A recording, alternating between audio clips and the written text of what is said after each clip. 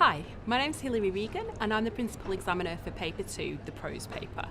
I work with Jen Smith, who's the Principal for Paper 1, and Tom Rank, who writes Paper 3. You might have seen his videos on how to compare poetry. Today I'm going to talk to you about how students did in the 2018 exams, and I'm going to answer some questions that students frequently ask me. Just a reminder, on this paper you're writing about 2 of 24 set texts, one of which has to be a 19th century text, and you are having to cover 4 assessment objectives. AO1 is the quality of your written argument, AO2 is your analysis of the writer's craft, AO3 is the relevant contexts, and AO4 is the comparisons and connections you make between the texts. How should I structure my paragraphs to help me compare? Making connections between the texts is one of the hardest things to do on this exam, I think. And the best way to make connections is to do it in detail. A lot of students make connections between different characters and between the themes in the novels and maybe some plot points. And sometimes that's where they stop. Now, to do a little bit better, it's better to include more detailed comparisons and more range, and that's going to let the examiner give you credit for making that range of connections. So other things you could compare might be things like genre. For example, if you've studied 2 science fiction novels like War of the Worlds and Never Let Me Go, or 2 Gothic novels like Dracula and A Picture of Dorian Gray. You could compare the contexts, the historical contexts in which they were written, maybe the ways that audiences responded to the texts when they were written.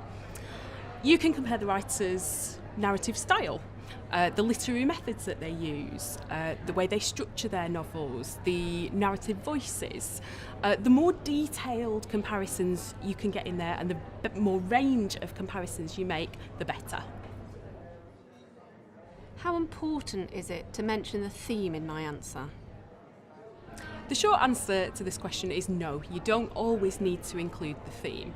Now, that theme is there to give you a head start in comparisons, so it might be relevant, for example, if you're writing about colonisation and its aftermath with Heart of Darkness and A Passage to India, or if you're looking at the role of women in Tess of the D'Urbervilles and Mrs. Dalloway.